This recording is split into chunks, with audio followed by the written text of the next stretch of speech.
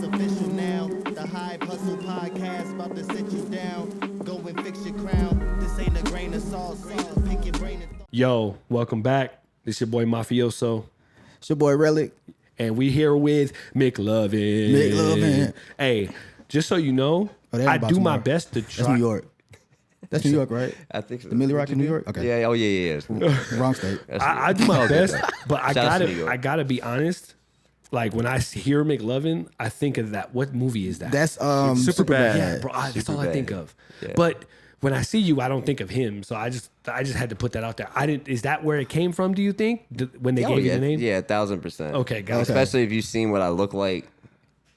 Oh, you got to send me a picture now. Yeah, that's 15 years ago. Okay. Like I was out there in the cardigan with the shortcut. Oh, yeah. There it Yeah. is. Yep. I had a look that just That's gave comedy. McLovin. Yeah. Okay. Jesus. Oh God. But you were getting real deep, so we had to like take a break because I was like, man, I'm a man. I was scared to ask my questions. I was like, I was okay, like, keep me talking. too. Keep talking. But look, so you were talking about why you came to Vegas. Obviously, you were on a binge. You were trying to change your life. You got that spiritual awakening. Yeah. So now that you're in Vegas, obviously you're a lot heavier. Obviously, you look way more healthy, bro. Yeah, man. So it was a good shift. Now, what do you think about the Vegas dance scene? The Vegas dance scene, honestly, like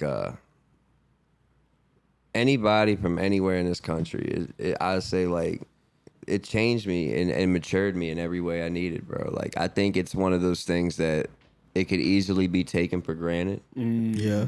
Easily. It's like I try to tell people that come here is, you know, we always get new dancers. We always get new people coming in the community. Dude, Yeah. it's literally a revolving door. And that's the first thing I tell them is like, appreciate the space you're in, especially because if you're going to be here for a while, the first thing I learned is it's constantly changing. Oh, yeah. Yeah. So appreciate it now. Yeah. Because trust me, who you In 6 see months, it's on not going to this- be the same. Yeah. And who you see in this session, probably half of these people will not be at the next session. Don't get me wrong. It'll be a whole nother half that you Yeah, never see. and that's the thing is, so we're so vibrant, Yeah. and we're so different because it's a melting pot. It's a like melting Art, pot. like Art says when he's on the mic, it's like Vegas is a melting pot. People now come here to build a career. Yeah. we used to be called Little LA. Now I personally feel Vegas. To be totally frank with you, I'm biased. Vegas is better than LA. You know what I'm saying? Because you got industry opportunities consistently out here. Yeah. You got shows on shows on shows.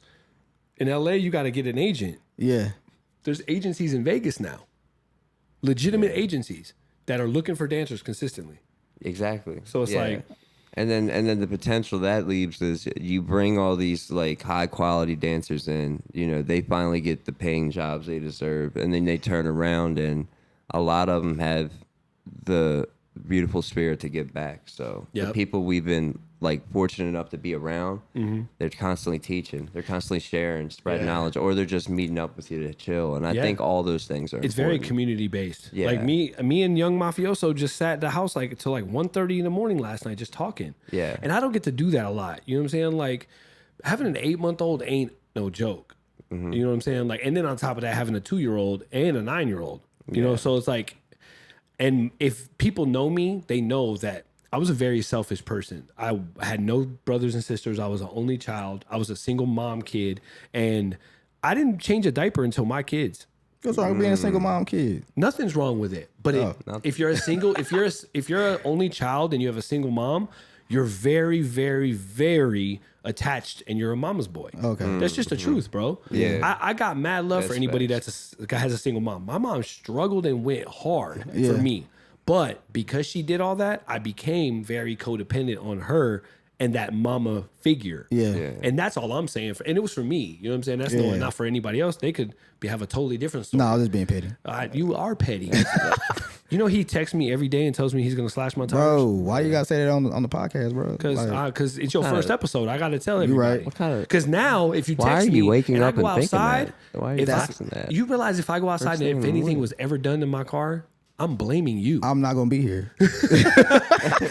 But look, this portion of the episode, bro, we do flash questions. Oh yeah. This is our reason for trying to get you canceled. You ready? Oh, that's lit. So I'm gonna let Relic start it, 'Cause- and we gonna see where Because we as go. I just denied a while ago, I'm kind of petty. Very So we know you obviously from the East. Yeah, I'm finna get you with this one. I know where this is going. Which coast do you prefer? I mean, you is on the west. Have you been to West the or south? east, bro? Man, Have you been to the south? I think Damn. He said, have you been to the You south? been to the south? No, it man. would Where's only the be a east? McLovin way to answer it this exact way. So forgive me, but the way I'm going to say it is, I think the reason I need to stay out here and why I'm still out here is because I'm still figuring out the answer to that question. I hate you.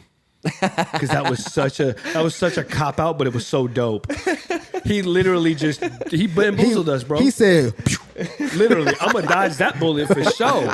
I cannot with you, but we gotta respect it. You the guest, you allowed to do that. All right. Number 2, I noticed. I don't know a lot about Baltimore Club, but I feel like there is a session atmosphere to it. Yeah, absolutely. So, are you a sessioner or are you a battler? oh, So that's the hard thing about it. Damn. All right, it's hard because we don't want it this way, and we're trying to balance this out. But because it is what it is, I'm gonna say it. Honestly, I think. Okay. And it's hard because I'm in that place now, especially with my age, where now I like the sessions. Now, like, I wish there It's was a more community-based. sessions. Yeah. I wish there was more parties. I Yeah. wish there was more, like, cypher parties, like, things where it's just, like, it's all we about the chilling and fun. having a fun, and yeah. sharing. Yeah. Yeah. Battling's competitive.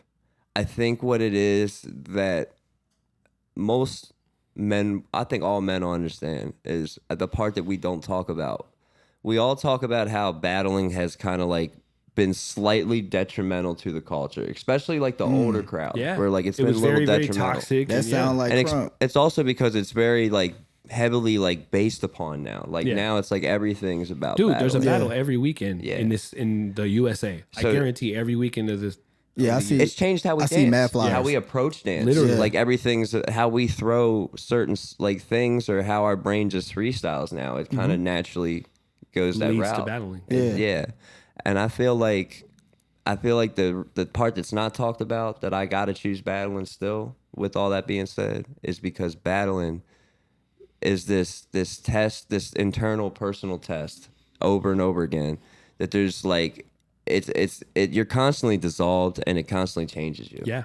I tell people this. Like, there's obviously a performance on a stage, then there's a session within a cipher, and then there's the battle, right? Yeah. Performance, you're performing. Even a session, in a sense, you're performing, you're showcasing. Yeah. Right? A battle, you're informing. That's it. You're informing everybody of who you are and what it. you're capable of against this person, whoever you're battling. Exactly. And that's the defining difference to me, because when I learned about myself, I thought of that. I was like, oh, well, I'm not really a performer. I don't care. Like, even when I showcased that ninja, I'm like, I'm about to get off on all y'all. Yeah. Yeah, I felt. That's how I think when I'm I felt dancing. that. I'm not like, oh, I'm just getting off. Like, I'm about to.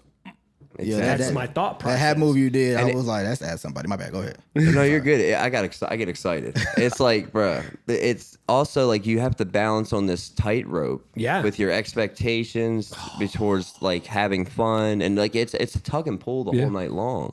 And I think the one thing I love about it the most with all that is it puts you in this weird space where I tell my students this too, is like you have to, how can I say it? You have to like have the mindset like you want to win. Yeah. Like you can't not have that. Yeah. Like you have to go in like, bro, I'm going all out.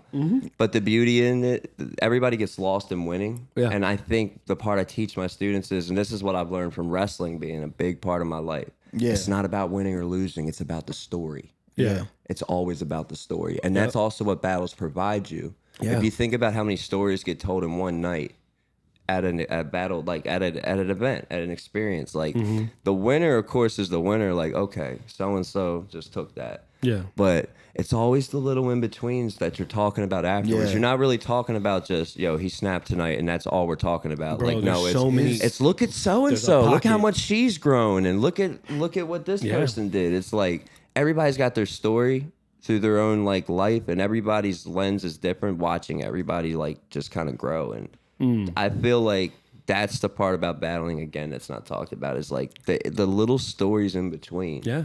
And it's not always about the heavy hitters and the people that are in the spotlight. Yeah. Like I tell people all the time, I'm like, Colossal, Baby Cuenca. Yeah. You know, I've known him since like 2008.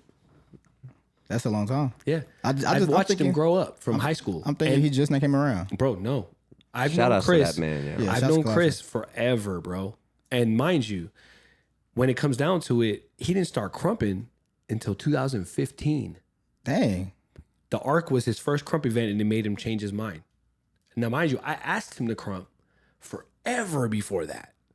And he started in 2015. And seeing him from 2015, because mind you, when I was teaching at the factory back then, when we had the studio with 1 round, Yeah.